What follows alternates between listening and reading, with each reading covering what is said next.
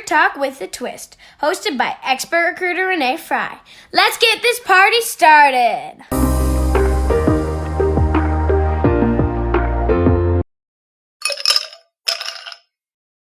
Hey, party people. Welcome back to Careers and Cocktails. I am thrilled to be zooming in with our guest, Claudia Miller, today. So, Claudia, tell us a little bit about you.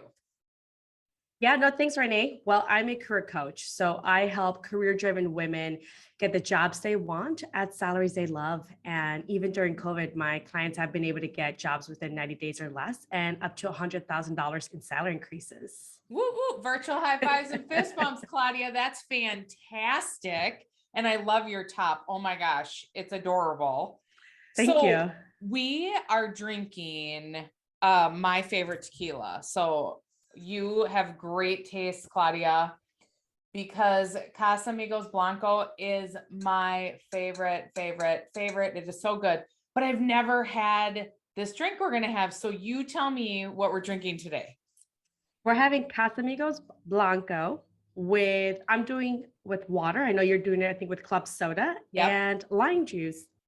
Yep. And unfortunately, I was telling her earlier, I left my fresh chopped lime at home. So unfortunately in my office, all I have in the fridge is this lime juice from concentrate, but hey, we got to go roll with the punches, right? Yeah. And I love this drink because I feel like it just hydrates me and it's only 60 calories. Oh my According gosh. to my personal trainer, this is the healthiest thing you can drink if it's from all the liquors. Oh, we love that. I love this. I love tequila is my favorite spirit. So I'm smelling it. Oh, I love it. Okay. So I'm just pouring in 1.5 ounces of tequila, the Casamigos Blanco. I've got my ice here. I'm going to pour this in, and what a super simple drink.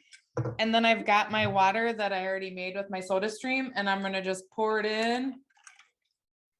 And then I'm sad that I don't have fresh squeezed lime, but hey, got to roll with the punches. We'll just pour some lime juice in. There you go. You could even do like the LaCroix. Cheers. Here you go.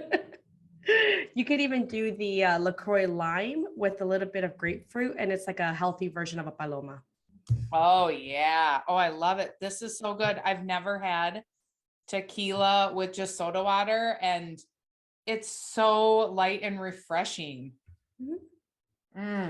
Honestly, if I'm doing brunch, I don't do mimosas. I just do Casamigos Club Soda Lime. Like that's my drink of choice. Perfect. It's going to be mine too. So thanks for sharing that with me. Of course. So what can we celebrate with you this week? Well, I moved to North Carolina. So I was living in Chicago and I just moved to North Carolina. So I do not mind some of this like 40, 50, 60, 70 degree winter weather. So that's pretty amazing. Oh my gosh. So what's the temp there now? I'll admit today is a little bit colder. It is 57 degrees. Oh, you're it's so January, lucky. 57 degrees. I know. I came from Chicago. So usually around this time it's probably like around the teens, maybe 20s.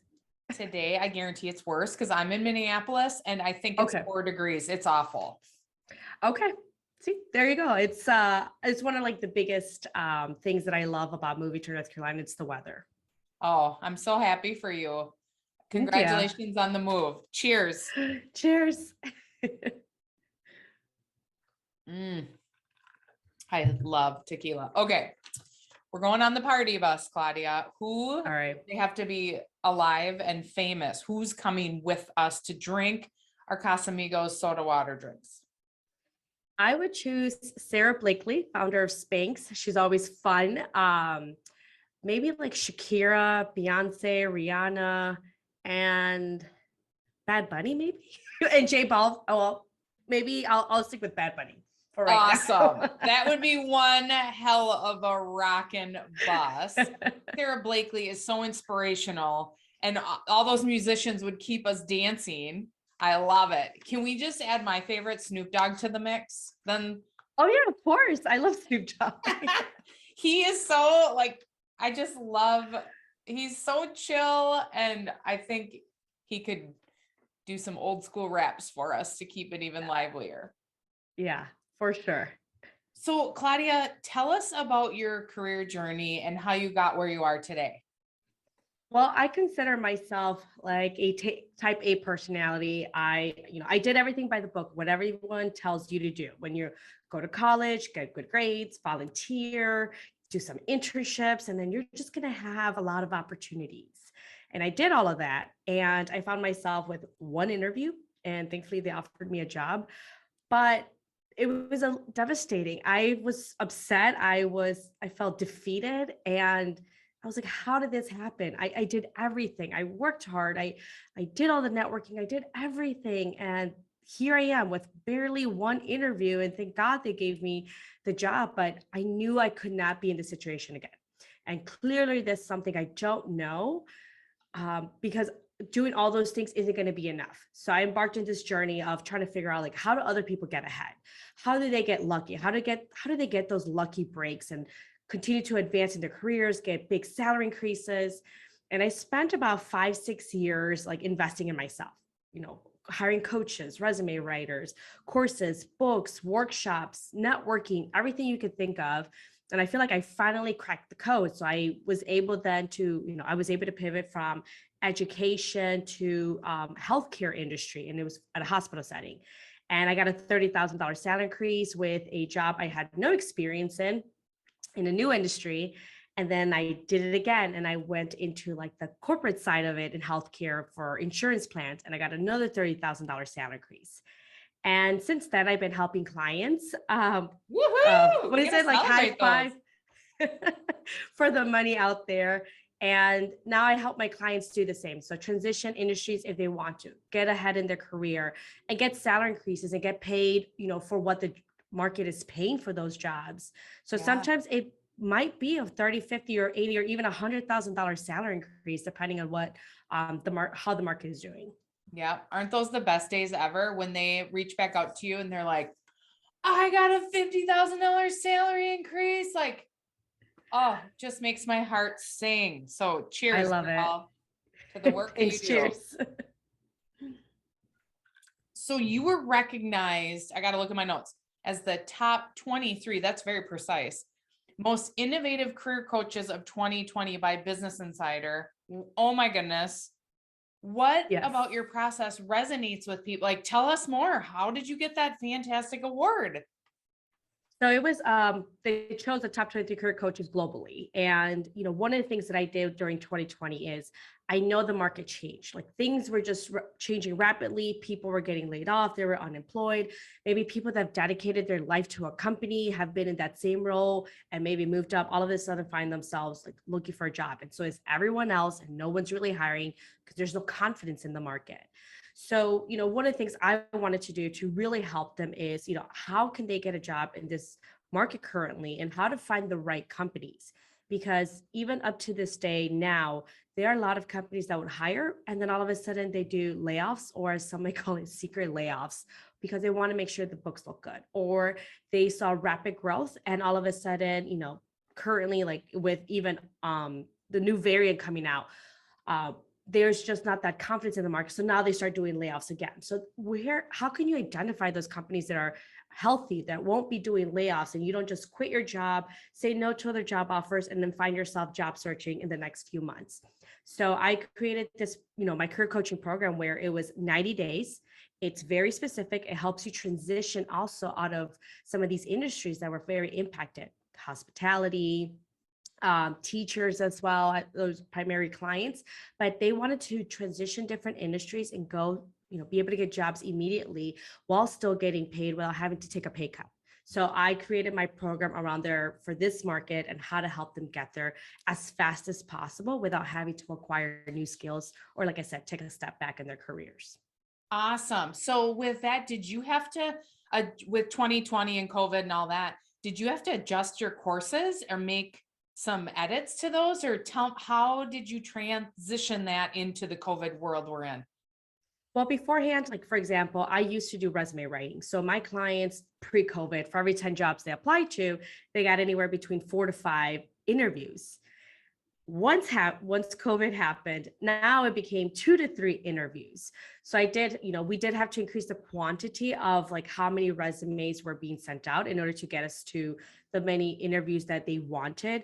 I had to include more company research. So just looking at Glassdoor reviews, if this is a good company, the culture wasn't going to be enough. Now I needed to, I tell my clients, let's look at their earnings call. Let's see how healthy their financial books are looking. What are they promising for the next 6 to 12 months or this upcoming fiscal year? And that information really helped us get a little better of almost like a vision towards the future of how are they doing, how it's performing, and will they be set up for success or to fail?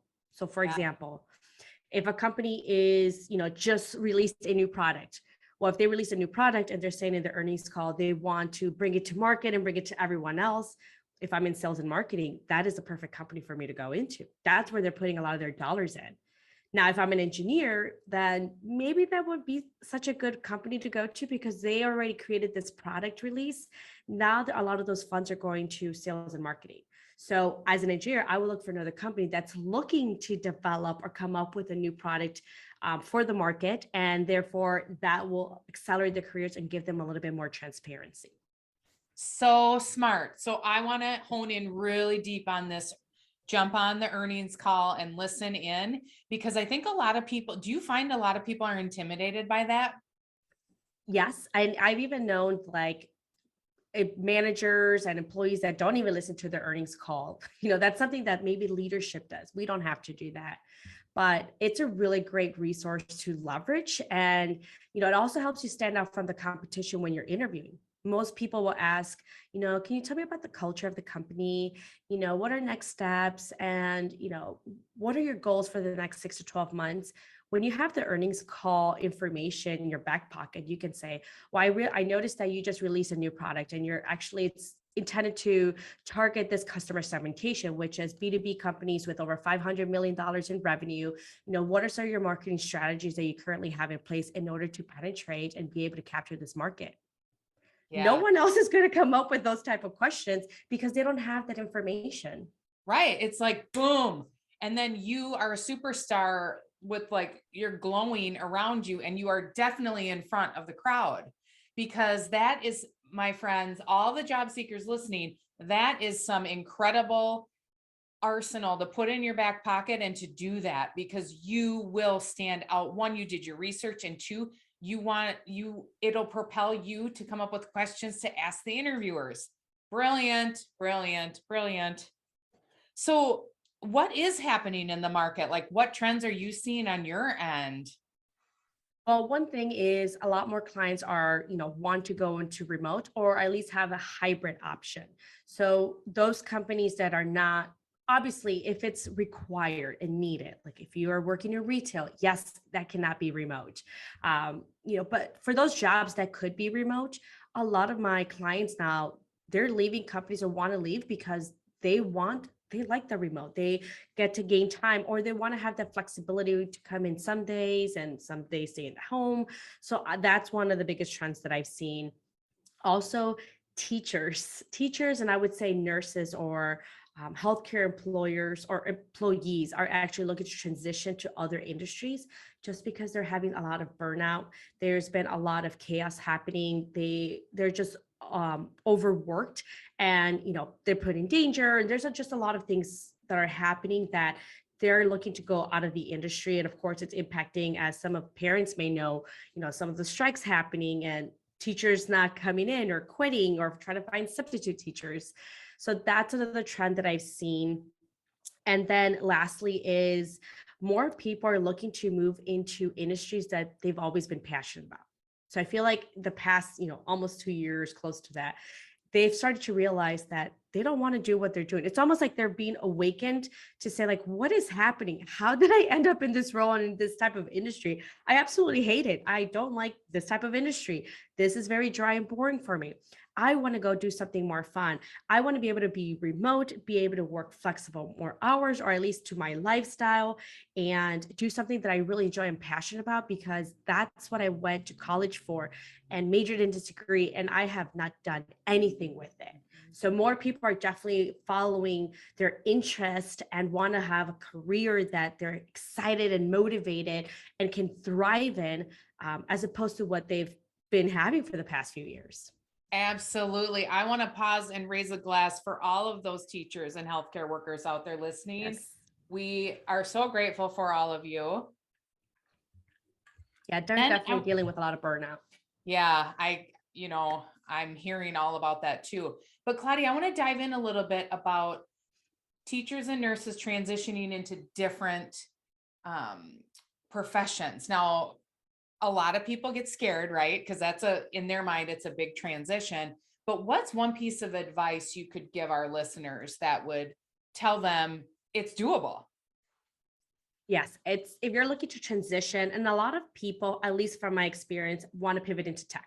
So it's growing, it pays really well, and it allows you to be remote.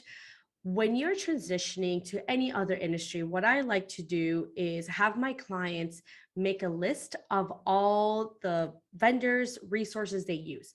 For example, if you're a nurse and you want to move into the corporate setting, but you're like, how do I make that transition? I don't want to do any more bedside work. I don't want to be on call. Make a list of all the technology you use. Use Epic, use Cerner. Do you use Workday to log your timesheets?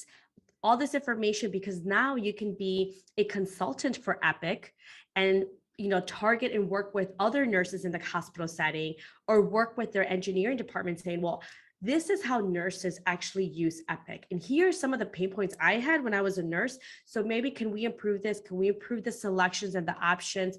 All of a sudden, you're a subject matter expert, and that is your market differentiator.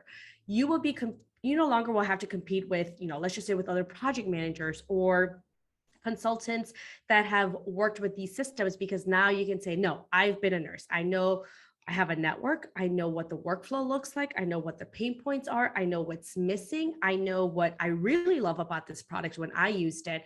And all of a sudden you become an asset to the company because you have so much wealth of information that no other candidate can have, because it's very unlikely for someone in the industry to come onto the other side. So same thing for teachers. I would go and maybe apply to a consulting firm that works with different types of schools, maybe systems or strategy work. Because then you can say, well, I can give you the teacher perspective. Here's how that works. And almost like you can uncover the behind the scenes. And again, that's an asset to a company. Absolutely. Great information, Claudia. When I worked at Target Corporation, there was a teacher who was hired into the training department and was in the learning and development and was a trainer. I mean, so those skills do translate tremendously, especially from the project management side. When you are a nurse, you've lived and breathed, and you have a way better understanding of what it's like when those people have to utilize those tools and technology. So that's incredible. I wanted to touch on so teachers get a lot of time off and summers off if they choose to, if they don't choose to teach during the summer, or if you're a nurse, you might be on shift work. Do you help support people with the transition of Monday through Friday days? I do help my clients with identifying what are their non-negotiables and what kind of lifestyle do they want to have. So that way the job matches that lifestyle. Okay. So if they, let's just say they were travel nurse and they say that they no longer want to travel, they want to be home with their kids, pick them up after school, go to their games. Well, let's look for a job that doesn't require any travel. And if you are looking for example, a little bit more flexibility, then let's look at jobs that don't require you to be 8 to 5 or so. So for example, working with clients, you have to be on pretty much all the time. But if you're more on the admin or internal work that you do, so like internal project management, well, that could be a little bit more flexible. If you're more on the technology side and you want to go into like programming and coding, sometimes they're more like, here's that work, here's the deadline, just have it done by that day. So again, if you're night owl, if you're an early riser, you can do it between those times. But again, you first need to know what your lifestyle, what does that look like? What are your non-negotiables? What's important to you? What do you hate about your current job? Because you don't want to bring that in and go into another role and have that same type of work that you absolutely hate? And what is it that you enjoy? And then start almost like a funnel, filtering out all that information to help us identify those target roles that will give you that lifestyle you deserve. Yeah, exactly. I do the same thing with my people that we recruit. We're always talking about non-negotiables. So critically important to know what you want so you don't get yourself in the same situation. Love it. For the listeners that are unsettled in their career, what advice do you have for them? There are so many jobs out there and opportunities. You don't have to stay in that role. I know that some people are saying, well, I don't want to look like a job hopper. Honestly, the best employees or that are working for the top sought after companies like Google, Apple, Amazon, they actually get poached every year, year and a half. So they transition and go to different companies because they are they're sought after. Not only that, they tend to be very competitive and have sharpened their skill sets because they've been exposed to different processes, tools, workflows, different types of hierarchy and challenges, customer segmentation, or who their audiences are. So don't look at it as a negative. It's all about how we frame the situation. Now, if you were to say during the interview, why I left, I only stayed there for a year because I wanted a salary increase. So I left to another company. Because I knew I was going to pay better. That's not going to work out. But you can say something like, I always knew that I wanted to go into work in a global role. So I strategically picked some of my roles that I previously worked at so I could acquire the skill sets in order to be a successful global project manager, global director of operations. And in this role, I was able to acquire this skill. In this role, I required this. And this is where I acquired these last skills. And now I have created, or I have like the top skills in order to be successful as a director of global operations. So you want to make sure, again, this takes preparation. It's not something you can wing it on the spot. It's something you really have to strategically work through so that way you can take control of that branding and messaging you're coming across throughout your resume, cover letter, LinkedIn profile, and even during your interviewing or interviews that you're going through. Exactly. You definitely have to prepare because framing that up is so important. It really makes or breaks if you're going to get the job or not. It's all about framing and how you communicate that. What about if I'm a job seeker and I'm scared or my mindset isn't in the right place? Do you have any tips for people to kind of ignite them to take that first bold step? Yes. One thing I would say, and this is all around, I'm big on mindset because I can give you, both of us can give everyone all the strategies. Here's groundwork, here's what you need to do. But if they're not ready mentally, you're not even going to take any action or even open up or look at that information.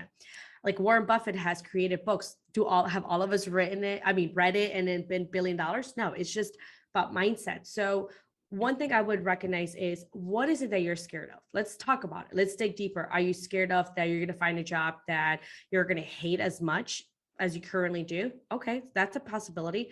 How can we mitigate that risk or ensure success? Well, maybe I should do research on companies and then talk to previous past employees to make sure I'm going for the right company.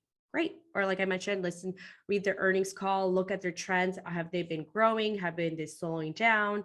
When do they tend to have layoffs or restructures? And then once you want to go through those fears and really assess, like, what is the risk of it? What if I worked with a top performance coach where she works with Olympians, top athletes, and like even the Department of Defense hires her to help with mindset work. So strategy it's 3 columns. First column is, what is that fear? I'm feared that I'm not going to be successful. I'm feared that I don't understand corporate lingo. I'm scared that I'm not going to be as smart as everyone else and I'm going to fail. Write out all those fears. And then the second column is assess it. Is this a true risk? Like, is this possible? Yes, I may find a company. There's a 50% chance that it may be a company I hate. Okay, well, in the third column, how can we mitigate that risk? And what's the worst that can happen? Well, the worst thing that can happen is I do go into a job that I hate and I'm going to start job searching again. Okay, then job search again. How can we ensure success? Well, I can do more research on the companies, talk to past employees, kind of going through that process and do it for every single fear. And eventually you're going to start seeing that obviously, like, it's not like we're going to, depending on the job you go into, but it's not like we're going to die if we go into the next role. More than likely is we either make a lateral move, but if you work with a professional like Renee and myself, you're going to get a salary increase, you're going to get a promotion, you're going to get a bump in pay, or maybe work at a better company overall. So there are a lot of positives out there, and really understand where is that fear coming from. And do not talk to friends or family members that are going to be negative. Those people, and even my mom, when I was, at this point, I already negotiated, increased my salary, got multiple salary increases. And every time I told my mom, hey, mom, I got a job offer, I'm going to negotiate my salary. Don't do it. Don't be greedy. Don't rock the boat. They're going to pull back the offer. You should just be grateful you have a job, all those things. So if you see your friends or family members or partner commenting or making any of those types of comments, then don't disclose on any of that information. You work on and only speak to or talk to people that are going to move you. And if you don't have anyone, listen to podcasts like this one. So that way you feel motivated, invigorated to make those changes and make that next step. Yeah. Oh my gosh. A ton of value bombs, Claudia. So first, dealing with fear, you got to write, assess, and mitigate. And once you get that on paper, you're going to see what my philosophy is fear is fictitious. It's all in your head. And then the mindset piece, really, you got to guard that mindset. You got to put a fence around it. And you're right. The naysayers, anyone that's saying those other things, I mean, that you don't need that kind of support. So find the people that are going to lift you up and support you in the direction you want to go, or just keep it to yourself. Exactly. So let's chat resumes a little bit. How do you keep resumes out of the black hole or the applicant tracking system? I call it the black hole. Yeah. Well, I like to use JobScan as a great tool. Now, you do need to have a solid resume. ATS is just going to tell you, or JobScan is just going to tell you. So JobScan actually mimics an ATS system. It's free, I think up to like 10 free scans. So you paste the resume, paste the job description, it scans, and it'll say whether your resume is too long or not, and it should not be more than 2 pages. And if you're under 10 years, at least my philosophy is it should be a page. Yeah, I'm all about a page for anybody now, but yes. Anyway. I know there's some, like, if it's a CV, that's a difference because they literally want your biography of all your jobs and publications, but we're not even talking CVs. That's for academia, most resumes out there, or some of them do ask you, like, I think Google, if you're in a technical role, they ask you what tools, what languages have you used, programming, in order to show that. So it might get beefed up a little bit, but like you said, 1 or 2 pages max. Even if you have 30 years of experience, max. And so it scans and it tells you keywords. Here are the keywords you have, here are the ones you're missing. So then you can use that and then either swap out those keywords for ones that you do have. So for example, if you worked with patients, this company calls them customers. Well, then swap out patients for customers. We're trying to use their company lingo and verbiage, and also their personality style. So if they're looking for someone that rolls up their sleeves, is a hunter mentality and can get in the weeds, well, that's kind of how you want your resume to come across. But if we're looking for someone that's innovative, collaborative, and forward thinking, well, then you're going to change those words in your resume. So JobScan is a really great resource that I recommend to a lot of my clients. And then LinkedIn.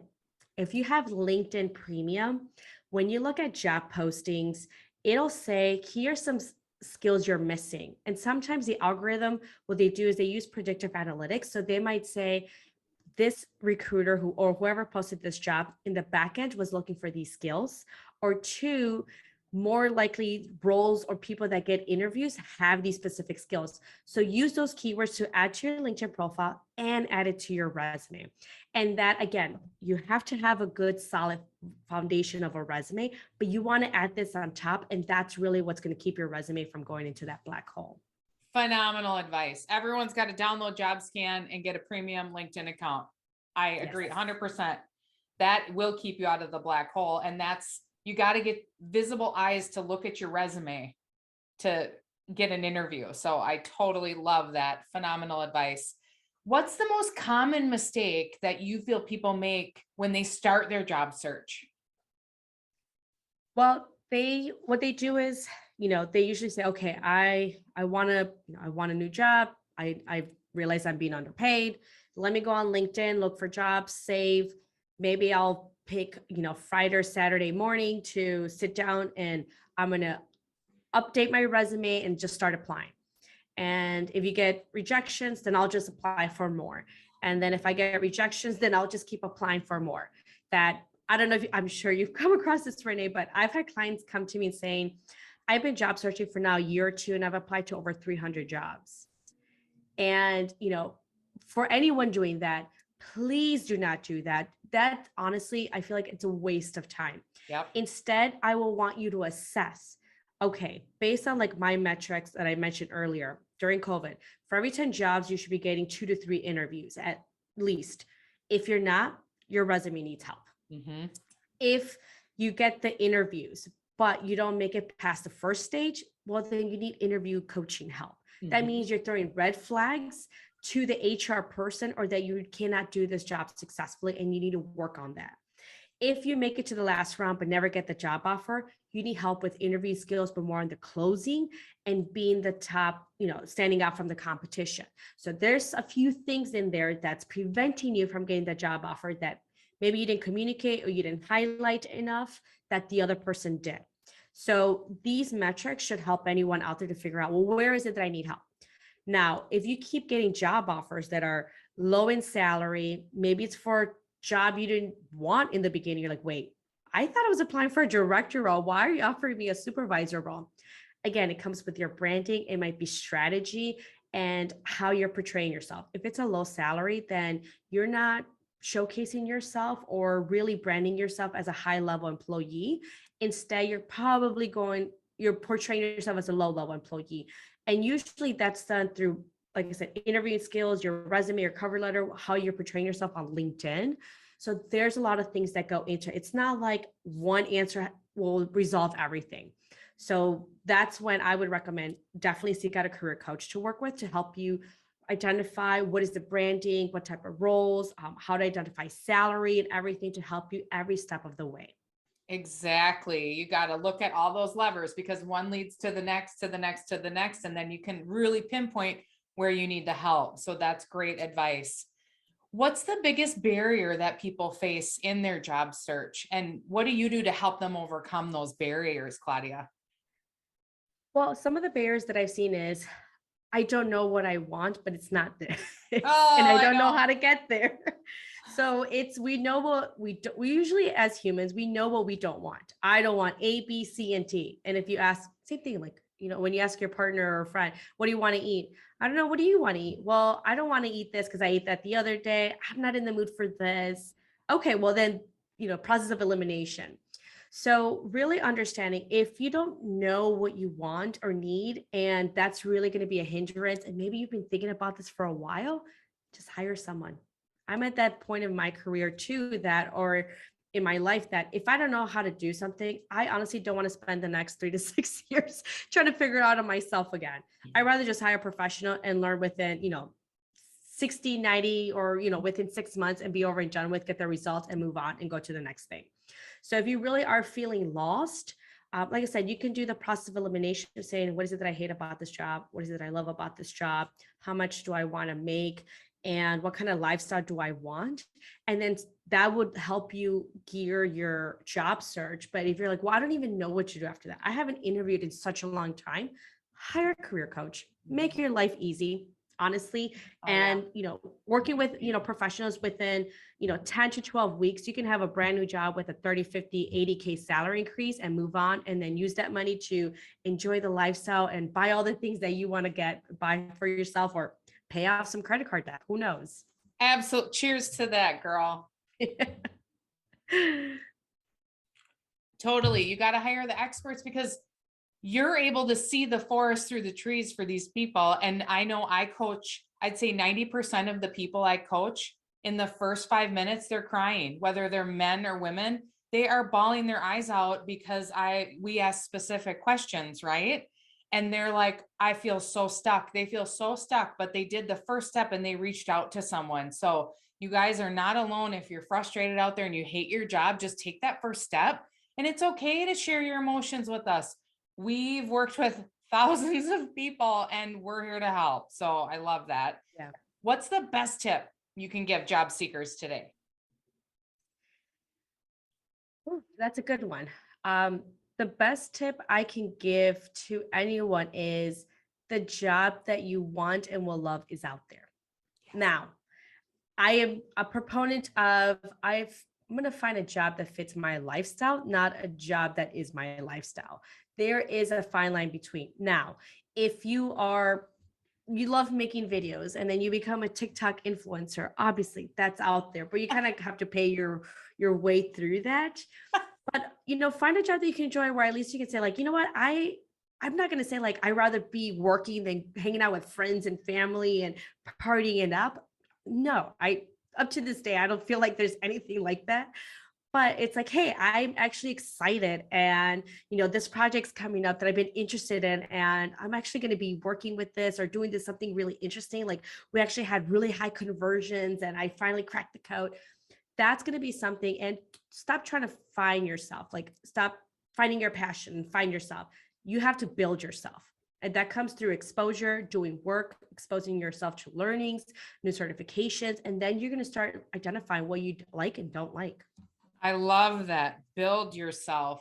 That is I love everything you just said there. It's so true. And it really will resonate with people. So Claudia, where do you get your inspiration from? Are there any books or podcasts or people you follow that really inspire you? All of the above. So I read articles from SHRM. So anything that's happening in the industry. And there's also a podcast. I think there's I think it's called HR podcast. Oh, so really? I didn't know that. There's an HR podcast? There's an HR podcast. There's SHRM also has a podcast. So I embed myself into kind of like this industry again to stay on top of trends. So I follow a lot of people. I have them on LinkedIn. I follow different organizations and associations that are looking for work trends. So the algorithm on LinkedIn already knows that I'm interested in all these, information. So my LinkedIn is embarked with a lot of information from, work trends, what's happening, what are some like human resources, strategies. I have friends that are recruiters and hiring managers. So I'm always asking them questions. Like, oh, what is the hardest part that you hate about, hiring? Or what makes you offer someone a higher salary than over the other? And can you walk me through like, what does it actually happen? How does a recruiter go and work through this process? Because I want to be able to understand like what their thought process is and what are they thinking. So that way I can tell my clients, well, this is frustrating to them. So here's what we're going to do to make their job so easy that they're going to love you. And they're going to say, thank you, Renee, for making my job easy. Yes, you can get the interview, move on, because I have other projects and other roles to fill in.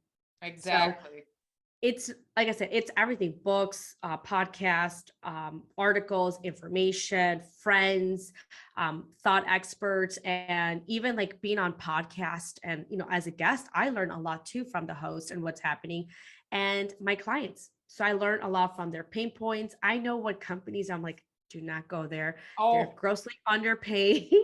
They have toxic relationships. They do not promote. They lie to you when it comes to job postings. They'll say this. And then once you start your job, it's going to be the total opposite. So, you and I both know, like we have our companies that we're like, oh, let's rethink this. Let's look at other opportunities. Oh yeah, that's right. We definitely have that knowledge because we're embedded in the market every single day. Most definitely. It's literally our full-time job. Yeah, right. Where can everyone find you, Claudia? At my website, claudiatmiller.com. So T as in Tom, so claudiatmiller.com, or you can look me up on LinkedIn as well, and it's Claudia T. Miller. Awesome. So go check her out. I want to thank you so much for all of the dynamite value you have provided our guests. And I'm confident that after they listen to this, they're going to take the step forward and take some action on their job search, most definitely. So thank you so much. Cheers. Of course.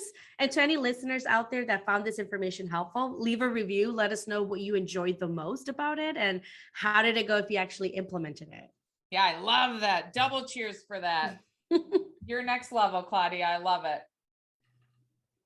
Thanks.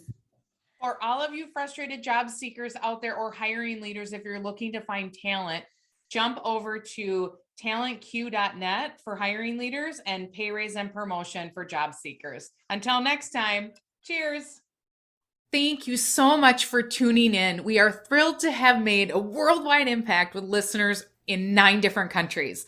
If you've enjoyed this conversation, please be sure to subscribe to Careers and Cocktails on YouTube and drop us a review on your favorite podcast app. If you're looking to update your resume or you're stuck in your career, I'm designated by LinkedIn as the top resume writer and career coach expert. I even created a resume and e-learning course to help you if you want to do your own resume. It's super simple and extremely affordable. Go to careersandcocktails.com to learn more. I also wrote a book called I Hate Mondays for all of you job seekers who hate your jobs and want to love your Mondays. You can go there for the same information. And of course, I am up to so much valuable information sharing that for you hiring leaders, if you want to find the secrets to finding the best talent, I have a hiring guide at careersandcocktails.com as well. I am here to share information and help people love what they do. Until next time, cheers.